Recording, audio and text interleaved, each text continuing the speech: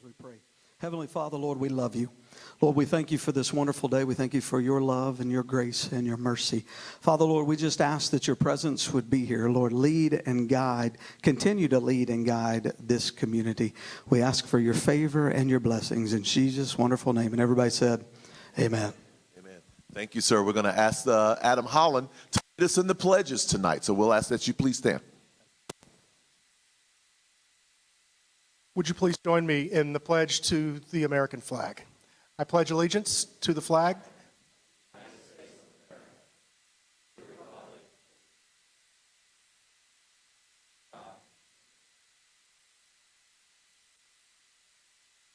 The Texas Pledge.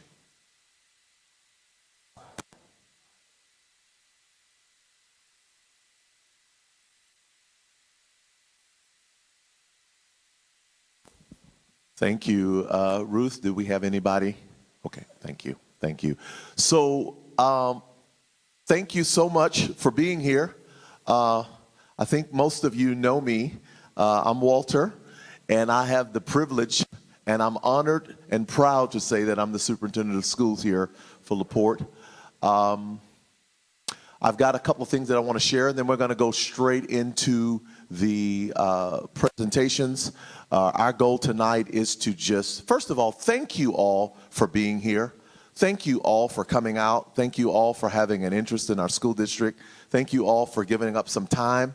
Before I even do that, this is a posted meeting. I did post this meeting 72 hours in advance, and I want to just recognize our board members. Just wave your hand for the board members that are around. I just want to recognize you and appreciate you publicly, and thank you for being here. It's a posted meeting, and so we're all legal eagles here. And Chris, is that correct? Our attorney is here, all right? But thank you, board, for being here, and thank you for your support. Thank you for your vision and your leadership in this school district. But I want to just kind of lay the protocol for tonight, because we're not going to be here very long, but we're going to be here long enough for hopefully you to walk away with some things that you can feel better about. And you can be able to help others that are having questions. So again, good afternoon or good evening, friends and stakeholders. Certainly, we're proud to be here this evening before you. Tonight, we'll take some time to explain the specifics of our bond and the projects, and they'll be brought before you on May 6th. We want to do our absolute best in sharing the why behind the bond packages that have been put together. And you'll hear me, along with our Deputy Superintendent, Dr. Dustin Bromley, and others maybe, speak on the 18 months long process that has gotten us to this point. By the end of the evening, we will have shared factual information about this bond package, and we will have shared that there is absolutely nothing frivolous. I know that may be a question. That may be a question just floating in the community, all of the frivolous things, but that's not the case. These are needs. These are district needs, my friends, not wants.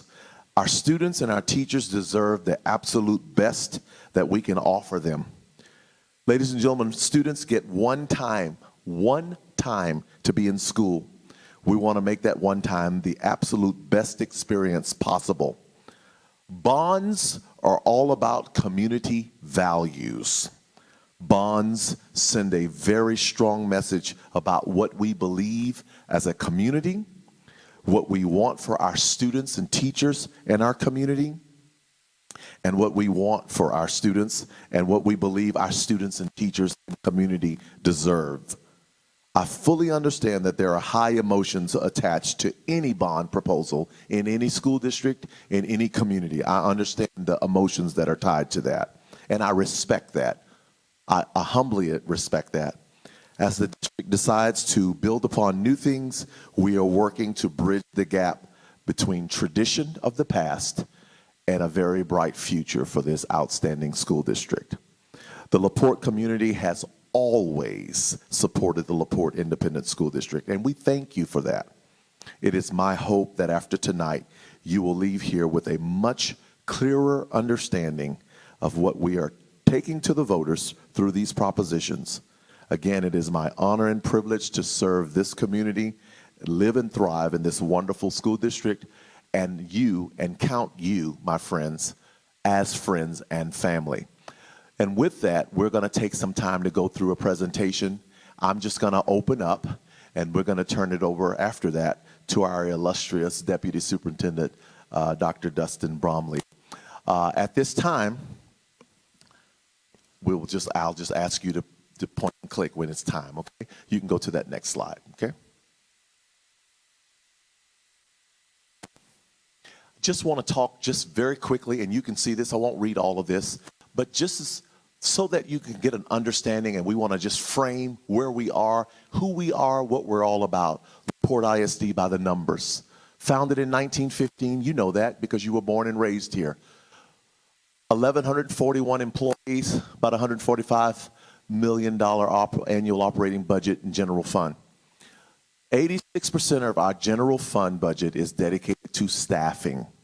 86%, ladies and gentlemen.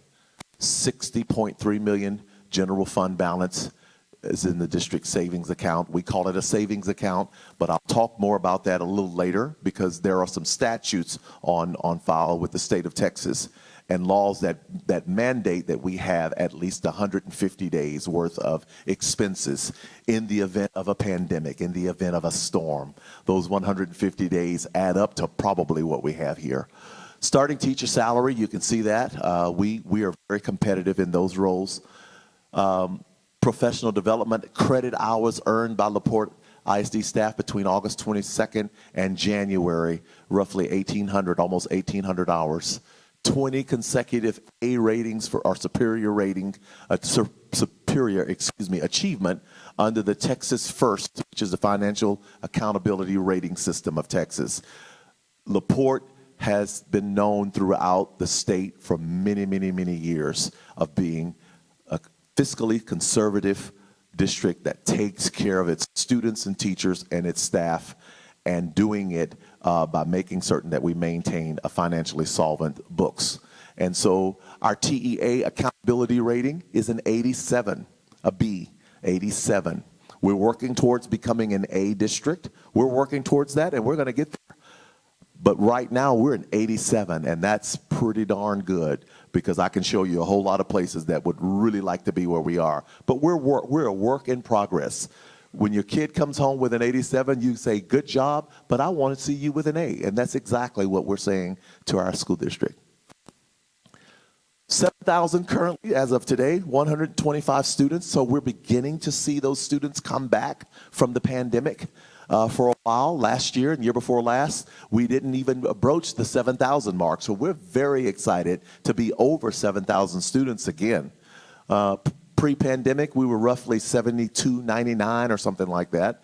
But we're very excited that our kids are coming back. Students are choosing LaPorte, parents are choosing our school district.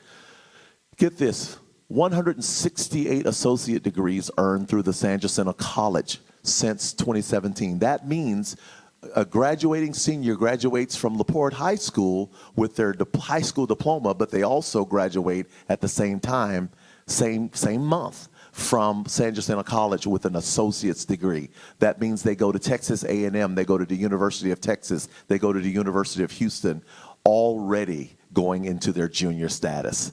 And so those are some things that we're very, very proud of. 104 AP scholars from 2018 to 22. These are things that we're very, very proud of in our school district. More than $1.4 million in scholarships were awarded to LaPorte seniors in 2022.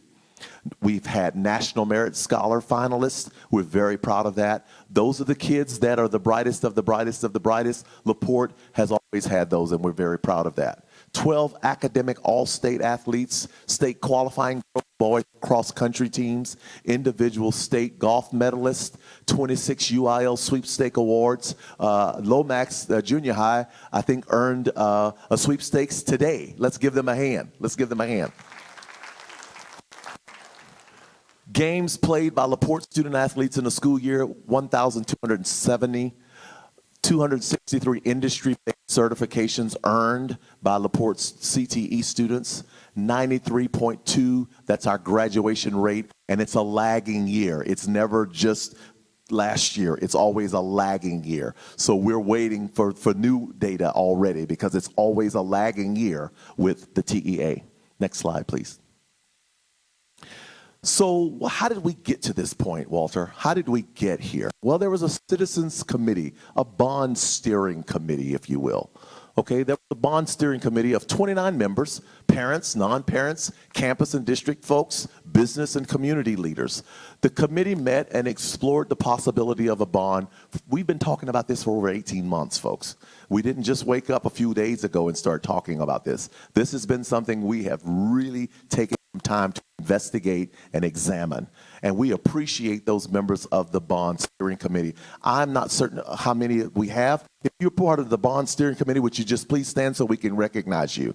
Anybody from the bond steering committee? All right. Give them a hand. Give them a hand. Thank you so much. Thank you so much. Meetings consisted of facility tours, needs assessment reviews, district financial studies, surveys, and stakeholder input. And we had plenty of experts to come in from outside of LPISD that work with us to help to kind of share that. The committee's charge was to consider the educational needs, again, needs of all students, align recommendations with the district mission, vision, and goals, consider the community needs in the facility planning process, assess and prioritize the current and long-term facility needs, and then lastly, develop a recommendation that is fiscally sound without a tax impact to the taxpayer. And so we're going to talk about that a little bit more because I can clearly understand how people are questioning, how are you going to do all of these things and it's not going to cost us? How are you going to do this and we don't feel it the next day? And so we're going to have some conversations about this. At this time, ladies and gentlemen, I'm going to bring up Dr. Bromley. And I want you to just join me in thanking him publicly for all the outstanding work that he and his entire team has done. He's not done it by himself, but he has assisted us in so many ways. Let's give it up for Dr. Bromley. You can shut that one down. We got two. Thank you, it's a true honor to be here tonight to be able to speak on behalf of really so many people that have put so much work into this bond process and even getting it to the point of putting it in front of the board and obviously making the decision to move forward with it. 18 months, that's a long time, a lot of hard work, well before my time. I joined the district in July and kind of caught up to all of that, but I saw the efforts that was taking place to ensure that we maintain the history of this district. We honored all areas of the district as well as the community in the products and the needs that we put in front of you tonight and talk a little bit about. There is a rich history in LaPorte, the community of LaPorte, really dating back to 1995-96 when the first bond was passed. And going forth, you can see about every 8 to 10 years from 2005 on, the district has called a bond and passed a bond. 2005, $203 million bond, 2014, $260, and today we sit in front of you with a proposed bond of $235 million. The biggest thing that we see, and there's a few things that we need to ensure that we take away from what bonds can do, is there's this common component of, let's raise the teacher salaries. Why are we not doing that? Of course we want to do that, but bonds cannot do that. They're not built for that. That's not how they're made, and I'll explain that further in a second. But what they can do is they can enhance a district safety and security program. They can pay for maintenance on a facility and preventative maintenance and ensure that electricity and energy conservation and filters and so forth are in place to continue the life of a facility. Technology replacement, keeping our kids and students at the top tier when it comes to the device and components of where the classroom that we see today is much different than really 3 years ago. Transportation, the most important piece to a day. Our students get on that bus, right, and they end on that bus. We have to make sure that those vehicles are up to standards, are safe, and provide the elements needed for our students to be. Fine arts, capital projects, and of course FF&E, you'll hear that tonight, furniture, fixtures, and equipment, desks, different components throughout the school that ensure our students, again, have what they need. So let's talk a little bit about school finance, and we'll spend some time on this. While the topic is never very simple to explain, we're going to do our best to kind of break it apart for you as to, again, why we can come in front of you in full faith and say that this bond will not raise the tax at LaPorte ISD. But let's first talk about how it works and what we look like as a district. Currently, our tax is at $1.2565. When you break that apart, you have that in two buckets. On the left side, you have what we call M&O, or maintenance and operations. When we talk about that, that's salaries. That's paying your bills, your light bill, your gas bill. That's minor repairs in your home. That's paying to go get your car filled up. Frequent day-to-day components, and in this piece for us at LaPorte, our M&O side, 86% is our staff. It is our salaries. And what the district has done a fabulous job in, every time a bond has come up, they've allocated items from the left side and moved it into the right side to now free up space to continue to get more teachers and more programs for our students. Marvelous. The left side also is subject to something that we'll spend some time on tonight that is called recapture. Okay, I'll start with that and we'll dig into that a little later. On the other side of that tax breakdown, you have what we call the INS, or interest in sinking, debt service. This side is to support debt. The state of Texas created this system to do the very thing that it does. Go out for long-term debt, just like everyone in here, give or take, has bought a home. You get a mortgage. You don't go in, I mean, if you do, I need to hang out with you more, and buy a $300,000 house with cash. You might, but most of us don't do that. Or when we go buy a truck or a car, we get a loan, there's an interest rate on that. Obviously, our credit score tells us how low our interest rate can go, and then we finance that out for whatever, 3 years, obviously for a home, 15 years to 30 years. It's the same thing. It allows districts to do bigger projects, build schools, pay for long-term components over a long period of time, and it supports that tax piece to do that. So we have two buckets. Maintenance and operation, the salaries, those are utilities, those are everyday, pay the bills, earmarked components. Right side, that is INS, debt service, it's mortgages, it's the long-term truck that you bought, and so forth to carry us out. Recapture. Yes, I have a glass with water up there. And this is about the best way I can put this. So recapture, also known as Robin Hood, allows the state of Texas to remove local property tax dollars from property wealthy school districts, and then legislators use this money to balance out state budgets and so forth. The state has a formula that they use, which sets essentially the amount of money on the left here, number one, the glass, that a school district should have and or need to operate. They say, LaPorte ISD, you have 7,125 students, you only need this amount of money, and you can function with that. That's glass one. If you're a larger district, your cup's larger. You serve more students, 20,000 students, cup's bigger. Takes more to put in that cup to serve the amount. If you look at two, annually, we have local property tax revenue that comes in, and it flows into that cup. Well, for us in LaPorte, we're surrounded by industry, refinery. Anywhere you go, you see it, you can't run from it. Those are big industries that bring in a lot of tax base.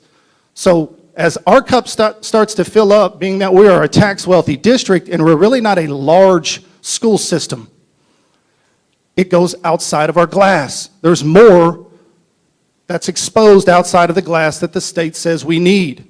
So instead of us being able to use that as parents, as district members, and taking that and continuing operations with it, the state says, no, you can't use that because your cup is only this level. We take that back.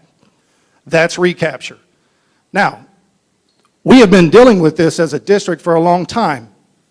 As you can see, since 2009, $323,123 over 14 years has been given back to the state of Texas. That happens on the left side bucket, that maintenance and operations, where salaries lie.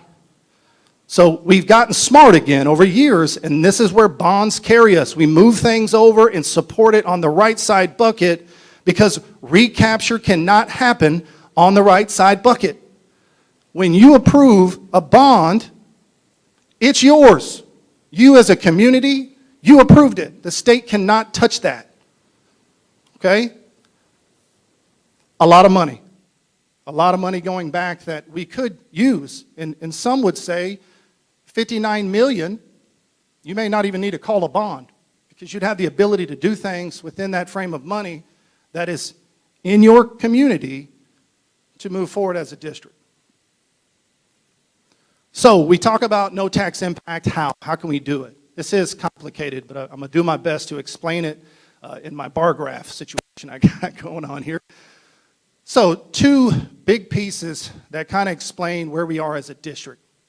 The first piece is, Doc mentioned the superior ratings and all the accolades that we get from our finance department, because anytime there's an opportunity to look at our rates that we have on past bonds and refinance them, we do it quickly, save money. Or tax increases, values go up, we have excess, we pay off bonds early.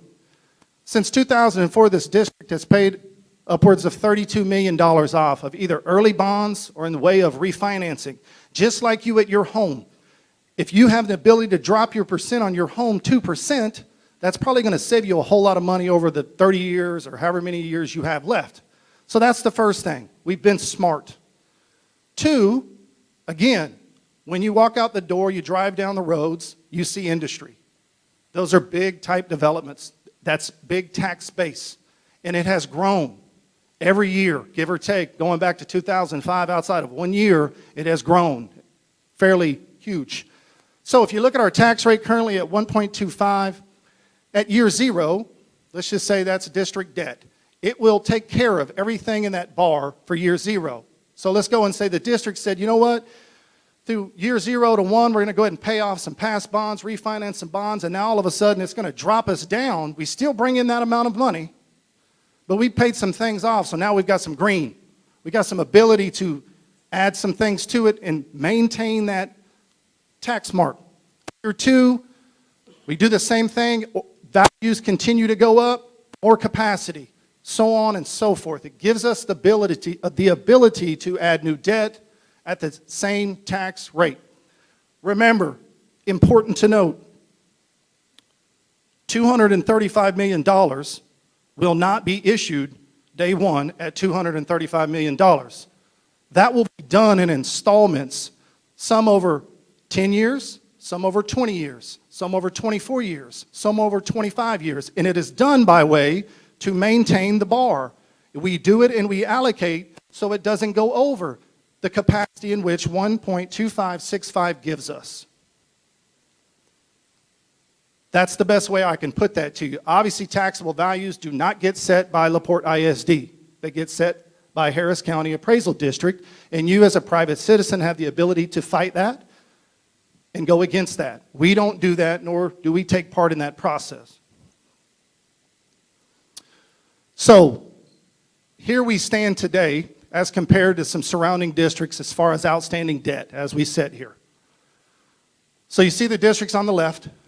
You see our current outstanding voted debt, bond debt at $278.40. Our net taxable value at $14 billion. Currently, we are number 2 as far as the lowest debt to annual values ratio at 1.88. A couple things I want to note here. I go back to talk about $235 million. But you have to remember, it's not issued at once. So what you see, for instance, let's look at Texas City ISD, the 1, 2, 3, 4, 5 down. Texas City has $172 million of active debt, give or take. They have a tax base of $6.7 billion. They have not issued $150 million of their bonds because you don't do it all at once. You do it based off project. You do it based off staying under the mark in which your tax can provide. But this gives you experience as to where we sit. If tomorrow the bond passes and we come and say we're going to spend it all, and we're going to throw $235 million on top of that, we actually end up at about 3.3%. So we don't even go to the bottom. We're still in the middle of the pack, and that's if we installed it and issued it all in one day. But we won't do that. Another story to tell you is why the taxes won't change, because we've got the ability to do it in a way to manage and maintain it, and it is done unbelievably conservative.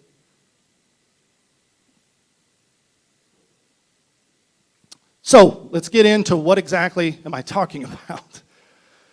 So on February 7th, as Doc mentioned, the Board of Trustees approved calling for the school bond election on May 6th for $235 million. The bond will address safety and security, aging facilities, and evolving campus and district needs with no tax impacts. We are required by the state of Texas since 2019 to break certain pieces of the bond up. If you were here in 2014 and beyond, or previous of 2014 and before, and you voted for past bonds, you went into that ballot room and you cast that vote for a yes or no, and it covered everything in it. Didn't matter what you put. It was all one proposition. The state changed that in 2019 and said you can't do that if, one, you're going to issue a bond for technology devices, portable, one-to-one, what our students get, laptops, iPads. And two, a stadium or event center that seats up to 1,000 people, capacity-wise. So that's why you see three propositions. Our Proposition A is our general bond component. It's $164 million. Now, again, this is to carry us like the others for 8 to 10 years. It's to carry us out for a long period of time with replacement cycles and different components in it. Proposition B, that's the technology, the one-to-one, the device. And then C is Bulldog Stadium, which you've seen pictures throughout and around tonight. So we'll break down A a little bit. We really look at around 6 areas of how we start to allocate out. The most important thing to note in A, it's about every student in every campus. Every campus, every student in our district will be impacted by this bond, period. Whether it be through safety and security, where we're installing silent panic systems within our district, where we're looking at security-resistant film to maintain and be, again, at the cutting edge of what's out there to keep our kids safe, communication upgrades, all those components, that'll be throughout the district. Every campus will be getting up to that level, if not already there, and we're working towards making sure we're all the same, that we look the same, and all our kids, whether it be on a bus or walking into a front door of our facility, feel safe, and our teachers and staff. Facilities. Painting, roofing, flooring, roofing, plumbing, electrical, HVAC, generators are included in this. We've had enough electrical outages this year that this was a part of the conversation. But more importantly, this is about continuing our life safety. Life safety meaning our phones, right? Meaning our HVAC components. We can carry that on through an outage and still have lights and emergency lights. Gym renovations, playgrounds. We will have essentially every campus up to par with new playgrounds, restroom repairs, student programs, fine arts, performing arts, lighting, sound. San Angelo, there's a lot of work that needs to be done in there, from curtains to rods to sound system that we will be putting through in this bond in Proposition A. Stage upgrades, kiln room supplies, equipment, and more. Furniture, fixture, and equipment. I talked a little bit about this earlier. Flexible seating. Again, there's an expectation that we give to our teachers on a standard that we expect them to teach. Group settings, putting them together, collaboration. But when we don't have the proper equipment, furniture, and things that can do the grouping and so forth, we don't give them the best setting to be as positive or as successful as we'd like them to do. So this does that. It goes in, it upgrades our desks, and we need, it's something that will be good here. Instructional, co-curricular, academic and course spaces improvement. STEM is an initiative I know that the district has started under Dr. Jackson. We want to continue that. Not every elementary and so forth has those spaces, so we will be enhancing that to get us all again on the same level. CTE. Not everybody goes to college. Although we want them to, we push them to, there's work to be done. There's things and certificates and license and so forth that we need to make sure that our students get before they ever have to go do it. Or when they exit our facility, because of the labs that we have and the upgrades that we've given them, they're already one notch ahead of the person who didn't have that. Transportation. We utilize over 85 buses and more than 314 routes daily to transport over 50% of our student population. It's important. This will allow us in A to have our replacement cycle and so forth to continue to make sure our fleet is where it needs to be.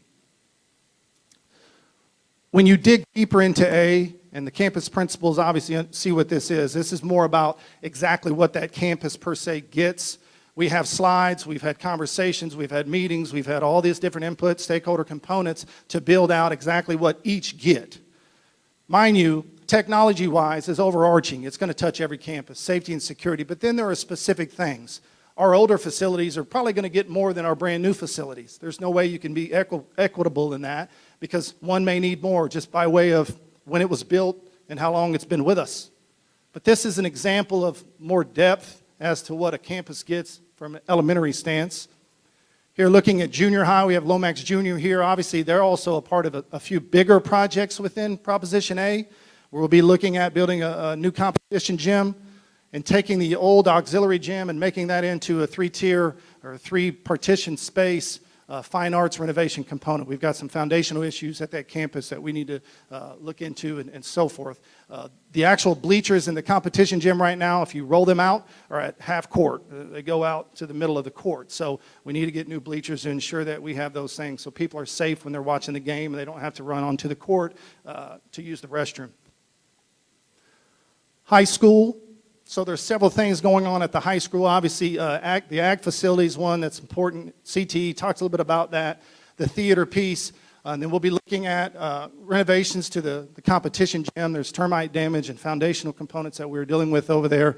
And then also looking at the entry here. We've got flooding and drainage issues about coming in and fixing that through Proposition A.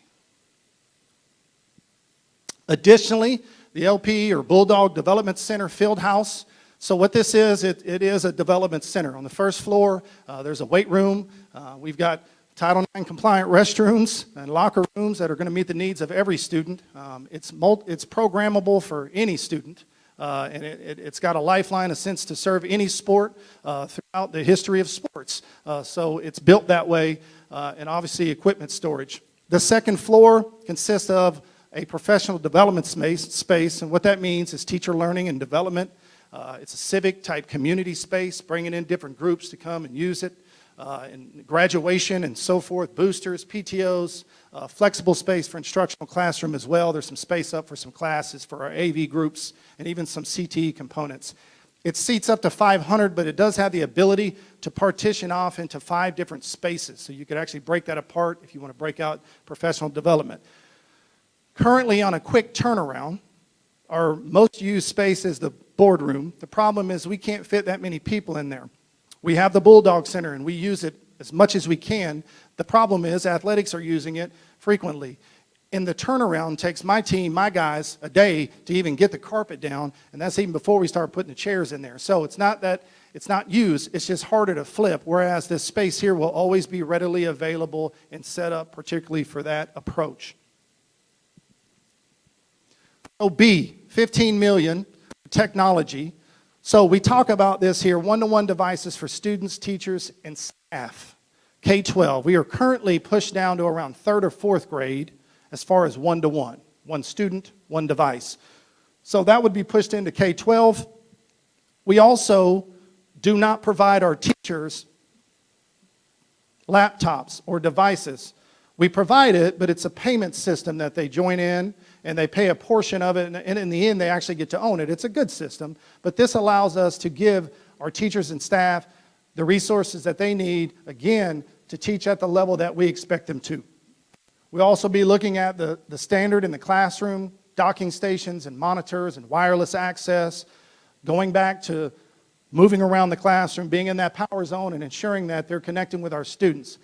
This $15 million accounts for buying new technology devices in phases over the next 10 years as they reach the end of their cycle. We won't buy them all up front. That's not how it works. That's not how technology works.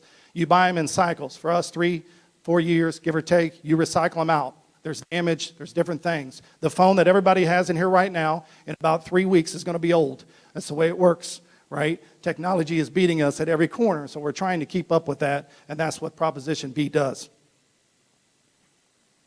Okay, so we get to see Bulldog Stadium, and this is an original picture. And you can kind of see Bulldog Stadium. That must be the visitor's side there, the old gym, and the front entrance of LaPorte High School.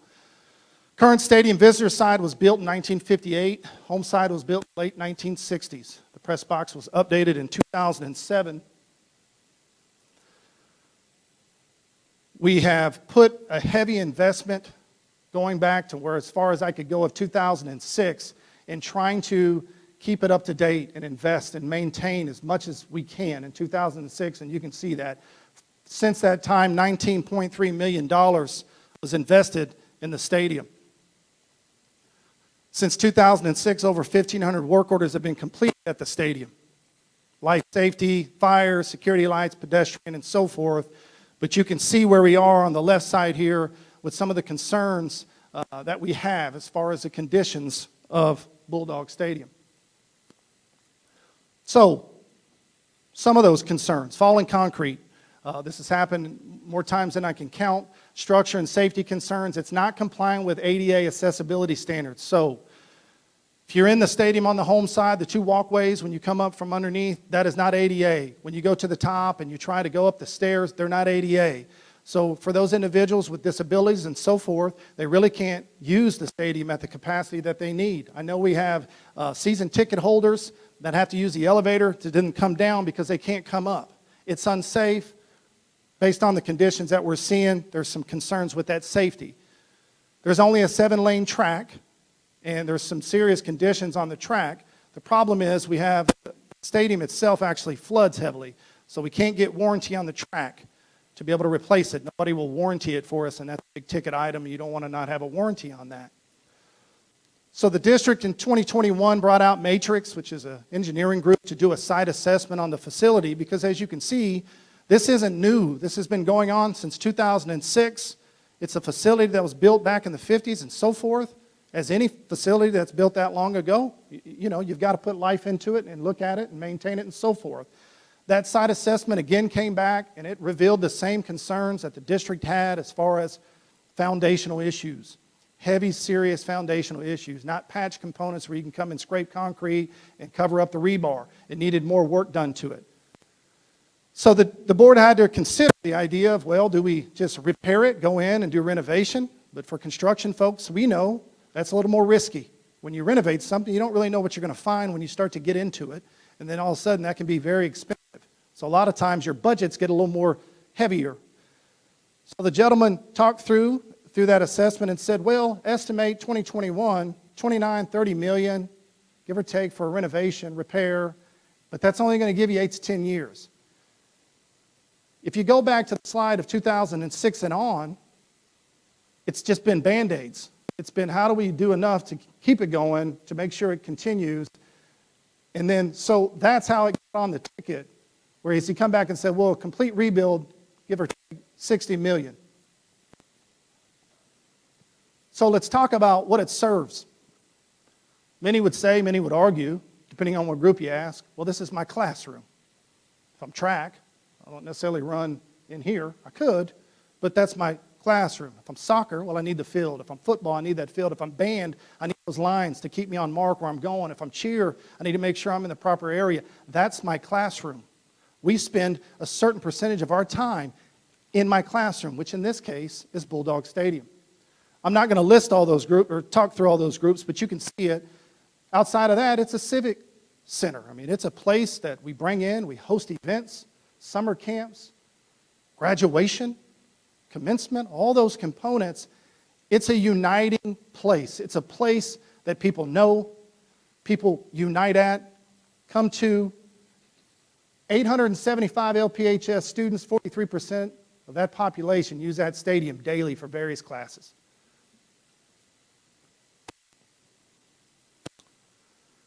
So, Proposition C continued, new Bulldog Stadium.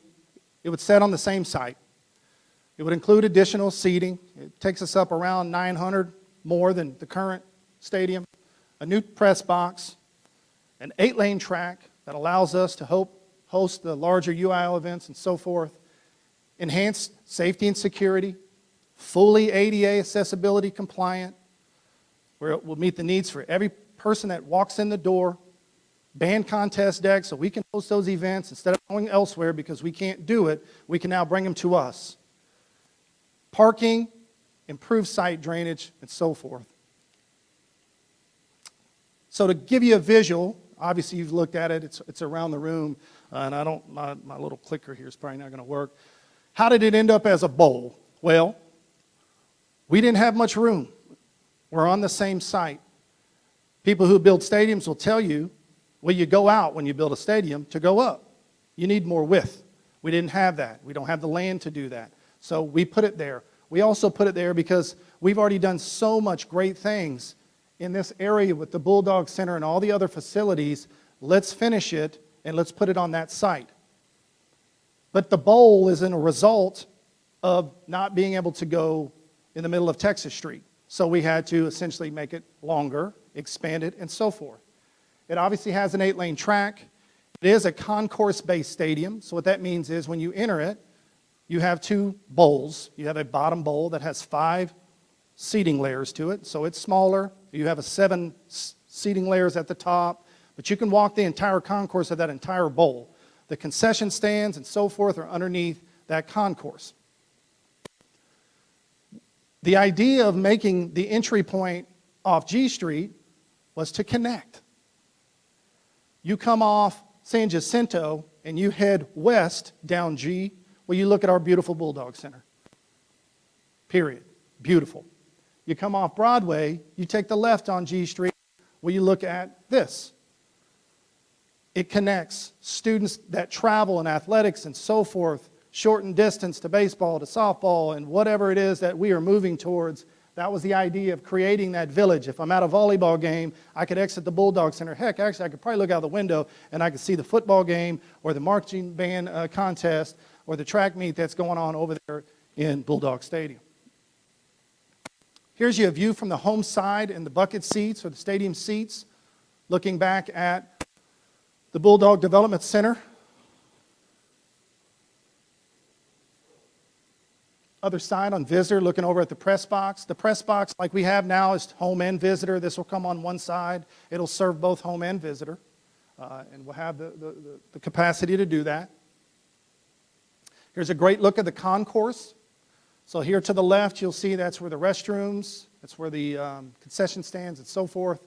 All ADA accessible. You can see that row that runs to the front. You bring up, you set up right there at the front, you're good to go. You don't even have to use any stairs, obviously, because there's ramps and components built there for it. Here's an entry point here. To my left, you'd be seeing the Bulldog Center, and this is just kind of an idea of what you see here. Again, looking into the bowl, it does have the ability down the road, 25, 30 years ago, if we grow and we have 20,000 students and we want to go in and expand and complete the bowl, we have the ability to do that through how it is built. Press box, again, another view of the concourse, kind of what it looks like. You can see the ADA seating there, the bucket seats. So before I get off the stadium, again, hopefully it tells you the story of how it got here and the need of it based off the structural components that we're seeing, and then the value at which it serves to the students in which it use it. So we spent all this time tonight telling you that the bond is $235 million and it will not require a tax rate. But again, going back to 2009, the state says, doesn't matter what you say, when you go and vote on that ballot, it's going to say right up there, you can see it, the ballot proposition under subsection B must include the following statement. This is a property tax increase. So again, tonight was about telling that story of how we can do that without that. That's required by law to be there. And it will be there when individuals go vote. But hopefully, through this, tonight you understand how LaPorte Independent School District has the ability to maintain that 1.2565 tax rate and continue on with a $235 million bond. Voting, you want to hit this? Okay, voting, deadline to call the election, we're past that. Deadline to register, April 6th. Early voting starts April 24th to May 2nd. Obviously, election day is May 6th. We've got 4 sites for early voting there, City of LaPorte, City of Morgan's Point, City of Shore Acres, and then our ITC facility next to Baker's 6th grade campus. When we get into Election Day, we'll also pick up Heritage Elementary. I didn't put that on there, but we'll pick them up also. You've seen 1,000 QR codes. They're on everybody's seat, right? Please take it. But that obviously kicks you to our bond website. Please stay tuned and follow that. It's got FAQs on there that hopefully answer questions. Obviously, you can contact Holland if you've got questions, or myself, Dr. Jackson. We'll do our best to answer those. But I think we're going to shift over here now to the question and answer section, Adam, if you want to. So let me also say, and thank you, give him a hand for that wonderful presentation. Outstanding job. Don't go anywhere because I'm going to need you back. We're gonna take some questions, and we're going to try to answer some things, some questions that you may have. But for anyone that would like to take a tour tonight following this meeting, very shortly, you are welcome to hang back with Dr. Bromley and I, and we will walk you over to the Bulldog Center, or you can drive there and we'll meet you there. But if anybody would like to go and see that, just let us know that at the conclusion of this meeting. We want to make sure that if you want to see that for yourself, we will show you those things. So thank you again. We've got a couple of questions. Okay. My glasses.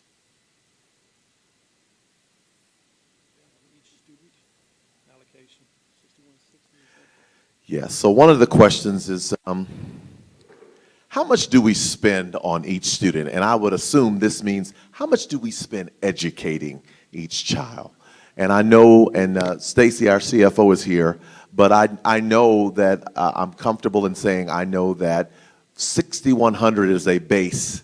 Where's Stacy? $6,100 is a base amount from the state. And then, of course, we have what you call weighted students for advanced placement, for special services, special programs, gifted and talented. So it all depends. And so each student has what we in the civilian world call a social security number, but in the school world they have a PEMS code, and every kid has weights that go along with who they really are, right? And so if they need additional services, the state allocates additional funding, whether it's federal funding or state funding additionally. Am I correct on that? And so, but the floor is $6,100 for each kid. But most of our kids, we get more than that for them, okay? Okay, this next one is a three-part. How can LPISD make a bigger glass? Obviously, I assume referencing the piece I put up there, to reduce recapture. So technically, we can't. The state mandates how that works and that formula that I mentioned. Now, what LPISD can do through bonds is, again, move items over from the side in which is subject to recapture. So that M&O left side bucket, and fill up more on the right side to then free up space to be able to use that money for other allocations. Part 2 here says parking on current footprint seems inconsistent to needs. I'm assuming the stadium. Let me try to go back and I'll talk about that real quick. Give me a second. The stadium, as far as the parking, well, that wasn't it. When you look at the footprint of that, where the current field house is, that we have out there through construction, the last of the phasing, we'll use that to the very end, and then that will go down. That will become additional parking. On the north side, currently where the laundry facility and then some of the other field events and so forth that are currently out there, that will become more parking as well. There is no possible way with what we're dealing with in the current site to bring in the amount of parking we would need. There's just no way to do that. So some of the reasoning behind the stadium being tilted to the northeast and the entry point being there is to gain more parking, to gain more parking at LaPorte Elementary as well as LaPorte Junior High, and there will be a walkway in the back that will be lit up that people can use so they can park there, and again, the entry point. Our wayfinding will be set in a way that there's not necessarily a home visitors, and we've not got that far into it, but nonetheless, we would manage the traffic of how that works. With also G Street being an entry point, we have the ability to kind of control the flow with how things come in and come out, and that's a safety piece for us. But where you see here, south of the stadium, current field house, this will all become parking and so forth. And then we gained some up here in some of these areas. Again, not the amount in the sense of what you would need for that, but we don't have that now. We kind of use everything out there, Dairy Queen and so forth. Okay? How much of the 2023 bond money will be used on things outside of scope? Does the individual want to go further on that and talk more detail on that? Okay. Say it again, sir.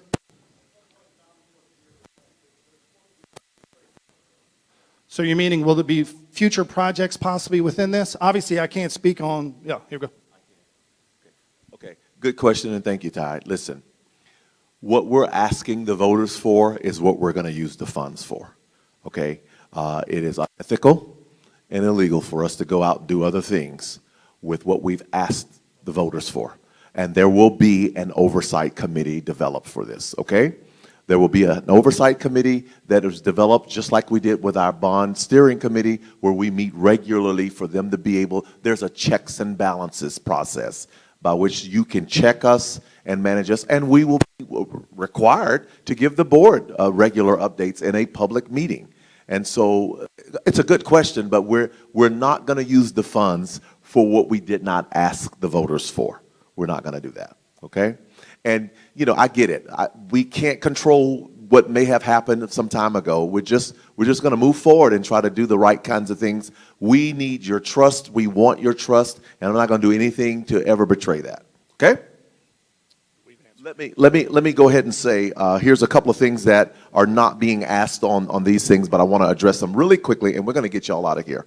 Number one, there's been a lot of folks that have kind of asked me quietly as I go throughout the town, Walter, let's say that this happens.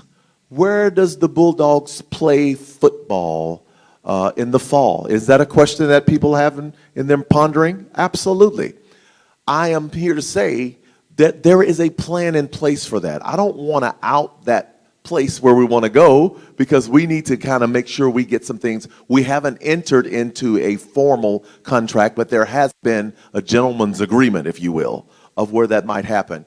I have visited with our coaches, our athletic director, and we certainly would prefer the Bulldogs play on Friday night. Do you all agree with that? Let me see your hands if you agree with that. I come from when I was in Alief ISD, we had a multiple high school district, and many of my high schools, 6A high school, state contender, was playing their games on Saturday at 3 o'clock, right? And there's 2 people there, right? Because people don't go to Friday night football on Saturday. Am I right or wrong? So we have a plan for that, but I really don't want to out that right now, but there is a plan for that to happen, and that we could host our games on Friday evenings, so that we have that culture feeling, that Friday night feel, that Friday night lights feel, and that our Bulldog Nation can continue to follow us and support us, okay? The second thing that I often get asked a little bit about is, but my kid is a senior. My kid is a junior. Are you telling me that my child will never, ever get a chance to do anything else in the Bulldog Stadium? The truth of the matter is, Dr. Bromley has eloquently shared with you many of the issues that the stadium has. And I don't want to be prophetic in this and self-fulfilling prophecy in this, but if the bond were not to make it, we're still going to have to go in and do some renovations. Does that make sense? So I'm not totally sure we're going to be able to just walk back in there and do everything after we have talked about for the whole year all the things that need to be done to kind of get it back up to snuff. So that's not a threat or anything like that. I'm just being honest. We're going to have to do something to really get Bulldog Stadium and repair those things that this gentleman has just shared with you and shared with the rest of us. So we've got a plan for some of these things. But the other thing is this. LaPorte is not going anywhere. People that are going to graduate, my daughter is a senior in this high school right now, and she has had a wonderful time. This has been an awesome high school experience for Bailey in this place. But at the end of the day, am I talking too long? Okay. Oh, that sounded like I went over my time. Okay. But at the end of the day, we plan to bridge, all right, the students now with the future. If this were to pass and we build this, we're going to bring those kids back. We're going to find ways to bring these kids back, and we're going to find ways to honor these students. We're going to find ways to have those kids walk that field and come back for games and recognize them and give them an opportunity to be in their home stadium. We've got to figure that out. We hadn't gotten that far, but we owe that to our youngsters that will go through this class and maybe another. We're not certain it may take two, but it certainly will take one of those classes. And I don't want to go on record with all of that. But those are some of the things that people are asking. Are we building a Taj Mahal? I've heard that. No. That's a brand new stadium, so clearly it looks different from a stadium that was built in 1958. But we did not come up with every frill and trill that can happen. We built a stadium that can support the students and the community members in this town. It is our civic center. When there is Veterans Day, we meet at Bulldog Stadium. When there's graduation, we're at Bulldog Stadium. When the FC LA decides to have a meeting, we do that in that stadium. Cheer, all of the things that he's talked about. So we want to make certain that we have places where those civic type events can continue to happen in our school district, so that we can be proud of the traditions and the rich traditions that we've had for many, many years. There were two questions that we received online that we didn't answer. The first one pertained to during COVID, the districts across the state, I guess, how would you say it, pushed out, or obviously we were doing virtual learning, but the device component to all the students, and at that point, even LaPorte ISD, further down into first, kinder, and so forth. And so why would we need to do this now? Because where did all those devices go? So the first part of that wasn't with funds, that was through grant funds, right? Through Harris County and some other components. So obviously those grant funds don't last forever, but they did give us the ability to do that and take care of our kids during that time. But those devices that were left, we did reuse those and push those into the 6th grade to one-to-one Baker. But again, there's shelf life on technology. So even since that time and so forth, we were able to, go forward. So that's why that's up there. Again, that takes us out 10 years. This isn't happening in a day. That's several replacement cycles to ensure that we can continue to keep up with what we're doing and so forth. Part two, the other question that came in that we didn't get to answer, and this really pertains to being at a different site for next year, and I came in pertaining to Booster Club and concession stands, and it was a great question. That's a big source of revenue for our boosters and athletic clubs and so forth. Do we lose that since we may have to go somewhere else? We have not went into a full agreement, but obviously we will do our best to ensure that our groups will still be able to do what they do and maintain that. And I can promise you, if we can't get that done, then we will find other ways to ensure that we support those groups, and whatever revenue consistently that they bring in, we'll find ways to get that done for them. Okay? That's all we got. So the tour. Let us know. Yes, sir.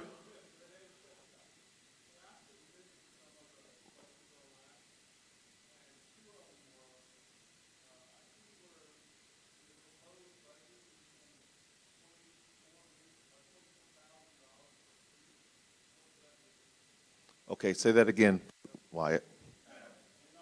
Listen up, Stacy.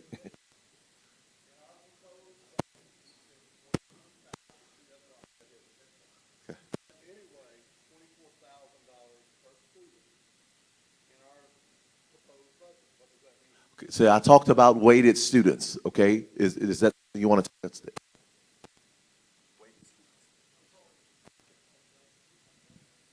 Hi. Yeah, the 24,000 that you're speaking of, that was from our budget. So that budget is actually the total of the local revenue for our general fund, for our debt service, and for our food service.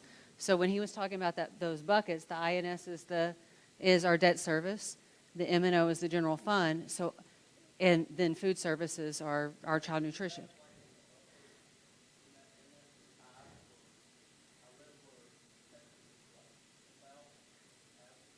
Right. It really depends on how the calculation is done. So where our calculation is including the recapture amount that we're sending back, that $59 million is part of, that's allocated out to all the students also. So it really depends on how, where they're getting their numbers versus what our calculations are. Yes, sir, that is. Yes, sir, it is.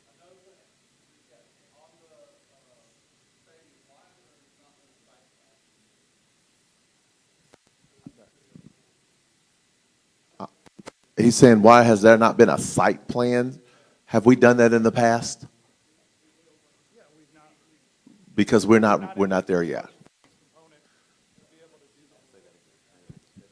So the district has done this in a way to cost save.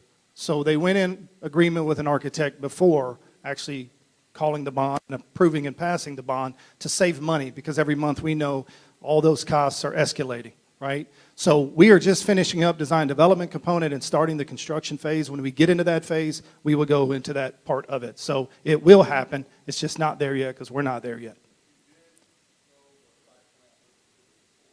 Yes. But it's not been submitted because it's not final. Does that make sense? It's not been submitted. We've had meetings with them and went over some of the things with them, but actually submitting it has not happened yet. Because we're not in the part in which are planning with the architect and the different groups to do that yet.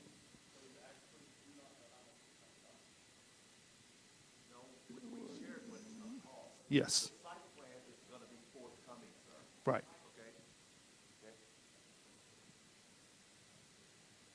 Okay.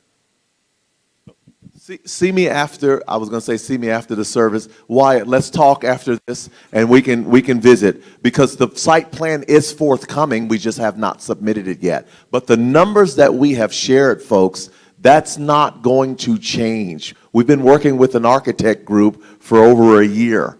Part of what we were trying to do, and Dr. Bromley, I think he alluded to it earlier, one of the things that we tried to do is get started really early. So if, let's just say if, I didn't say it passed, if it were to pass, we get a jump start on all of this, because generally the plans and the architectural plans and the schema and all of those things, it takes you sometimes 6 to 8 months. So if we're really concerned about getting our kids back into that stadium as quickly as possible, we've done a lot of that pre-work already. Now we're waiting on the next phase of that thing. But it will be submitted, sir, and I will give you a personal call when we submit it. I promise. Do we think it'll be before?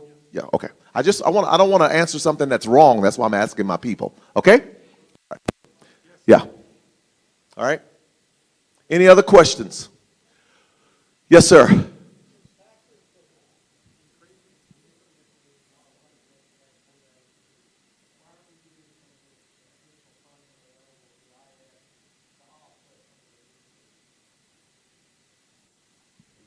I explained earlier, it's a good question, Mr. Hoot, but I explained earlier, we have that fund balance that we talk about.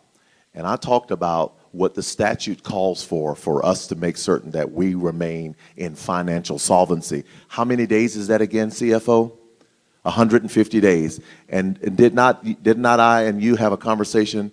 Really, what we have in fund balance almost equates to the 150 days. Okay, sure. If right now the INF rate is, what was it, 27%, 28%, reducing that INF rate to offset some of the tax rates that y'all are blaming HCAP for. Well, I don't, go ahead.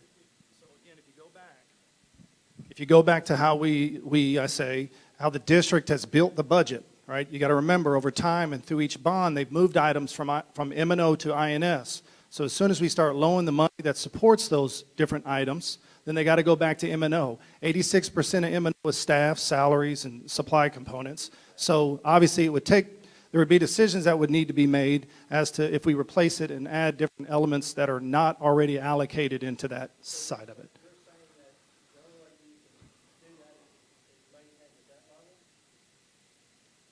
Currently, I mean, because that's the way you're paying for this, right? Is you're maintaining the debt level at say, the 270 figure that supports the 28 cents. right.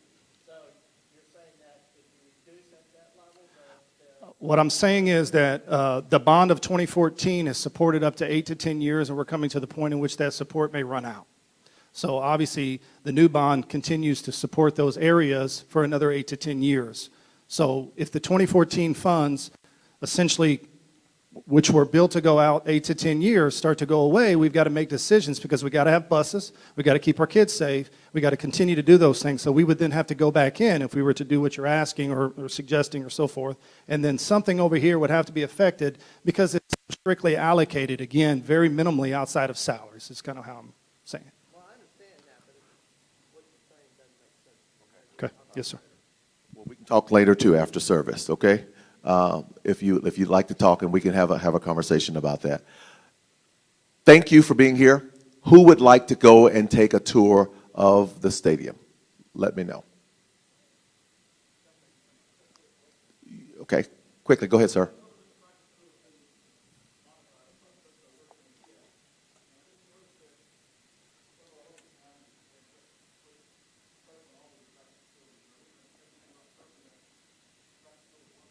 It's to be determined because we hadn't gotten that far yet, Ty. We just haven't. I don't even want to filibuster it. It's to be determined, okay? He's talking about possibly having turf on a practice field. We're just trying to get some practice fields right now, okay?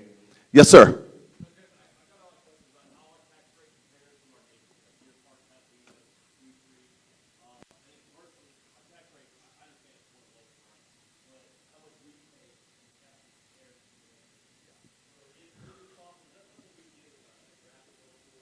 Yes.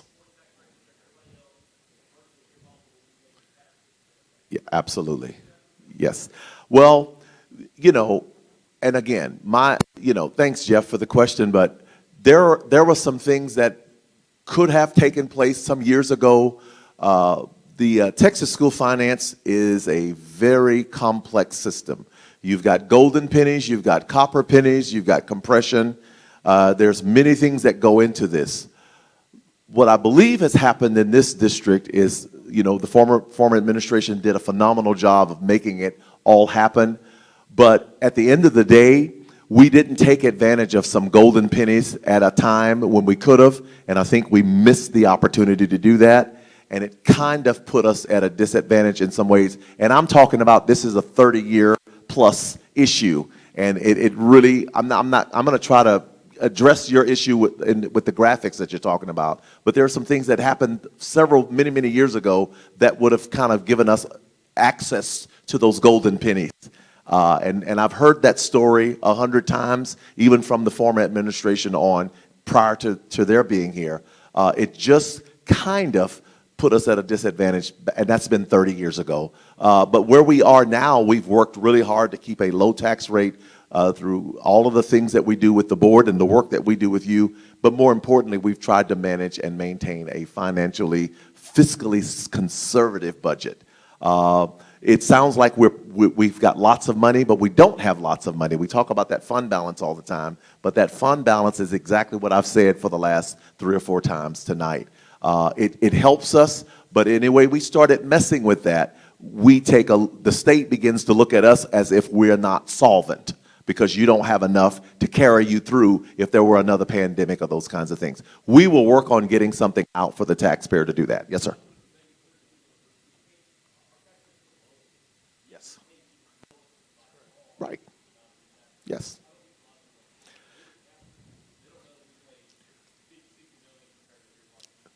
Well, and I think the people in here care, and we're going to have to do a much better job of educating the rest. I think the folks that are here tonight, the people that came out, you care enough. We're going to have to do a better job of making sure everybody hears that.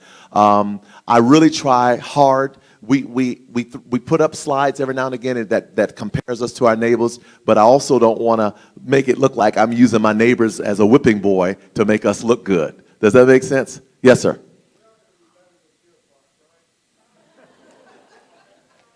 We already are, sir. You put me on the spot, but that's okay. Yes, ma'am.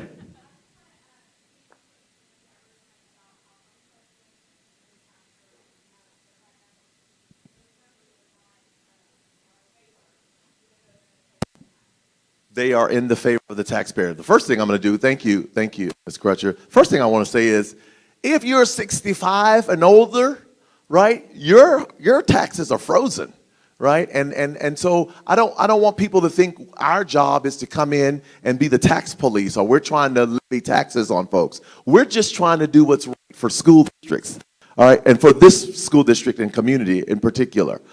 But your your homestead exemptions don't have a whole lot to do with what we're trying to do right now anyway, as far as the no tax increase with our bond process. And so I've heard in Austin when we were there just a few weeks ago for midwinter, there is a possibility that something is happening in the legislature to even be even more favorable for the taxpayer. That has nothing to do with the school district doing that. So there may be an opportunity that the taxpayer gets even a bigger break because the governor has almost committed to some of that support. But it's not designed for you to fill this particular issue, this tax, this bond, if you will. I said tax, but this bond. Other questions? Yes, sir.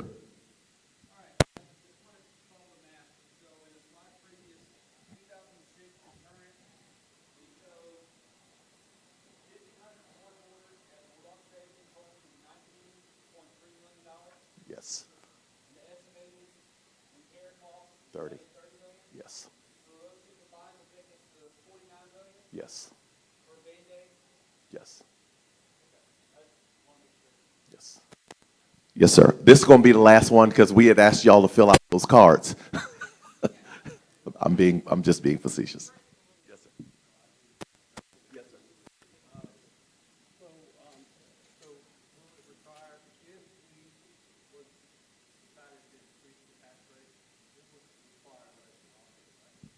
Yes. Called the tax ratification election. Thank you, madam. We're not proposing that, but you just asked that question. So just for the record, I did not propose that. Wyatt Smith said that. Okay? I'm just giving you a hard time, sir. All right.